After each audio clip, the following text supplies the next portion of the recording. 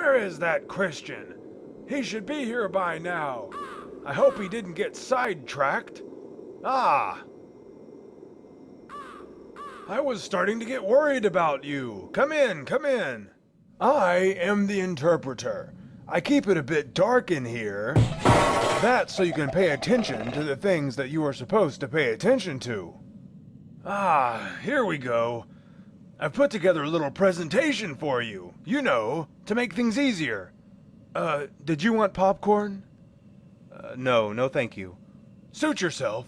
Roll the film. Do you know who this is? Christ? That's right, Jesus Christ, the Son of God. He is the only person that God ever gave authority to be our guide in all difficult places. Remember this well, for others have made false claims to speak for God, but their ways always lead to death. Now here is a man in a very dusty room. It looks like he is going to try to sweep it.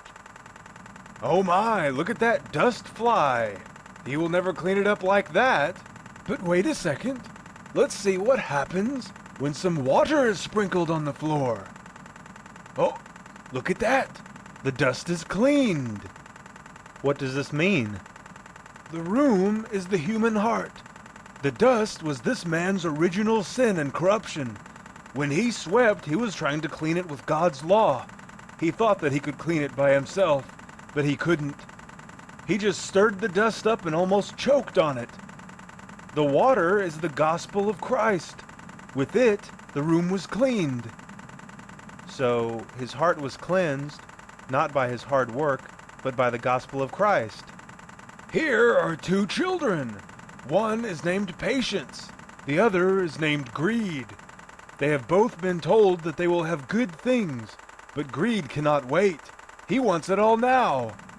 Patience is waiting quietly and is content. Since Greed cannot wait, he has been given a bag of treasure. But soon his treasure is spent, and he is in rags again.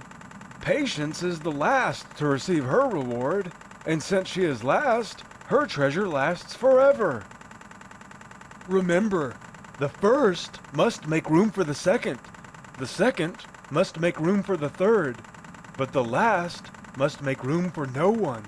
Therefore, the treasure that is given last is eternal. And what is this? A wall is burning. It looks like a man is throwing water on the fire, but the fire cannot be put out. Well, look there. You cannot see him, but there is another person quietly pouring oil on the wall from the other side and feeding the fire so that it will never go out.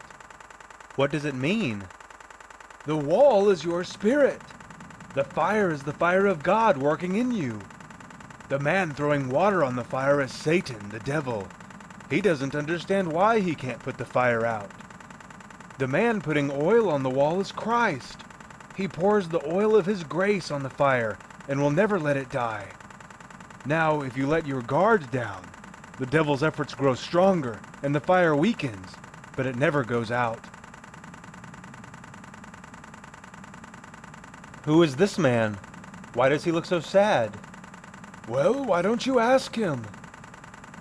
Sir, what has happened to you? I once thought I was righteous, and I was happy with such thoughts, but I gave in to my lusts and desires. I wanted worldly things and turned my back to God. Now I have difficulty taking pleasure in His Word. I have lost myself to my temptation. I am in an iron cage of despair. Since I have not counted His grace as a holy thing, I have shut myself out of His promises for this world. Lord, help me to watch and be sober, so that this man's misery never falls on me. Remember it well. You can lose your earthly blessings of joy and peace by choosing to give in to the evil desires of this world. Accepting Christ and walking with Christ can be two very different things. There is much joy in walking with Christ. Turning your back on Him puts you right back into the despair of this world. I will remember. You are ready to continue your journey, young Christian.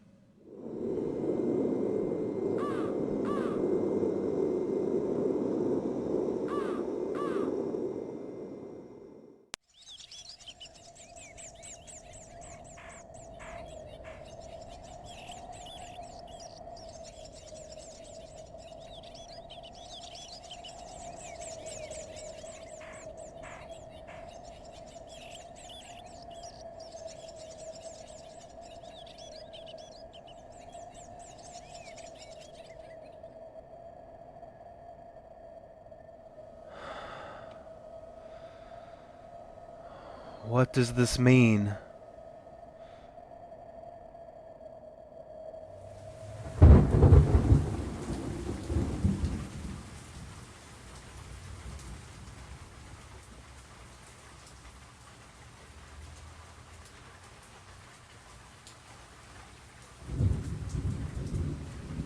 Are you Jesus, the Son of God?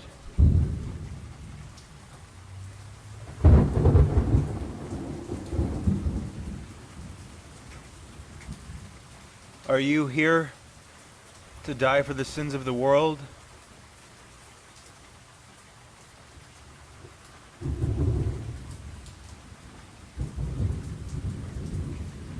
You see, I have this, my burden, my sin.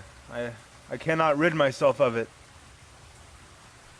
Will you be kind enough to bear it for me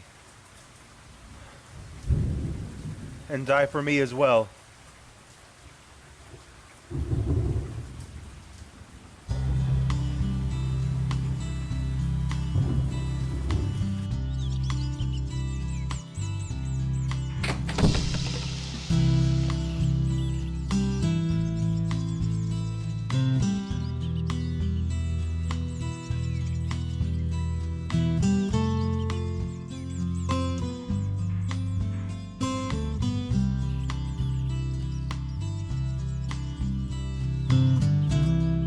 Your sins have been forgiven.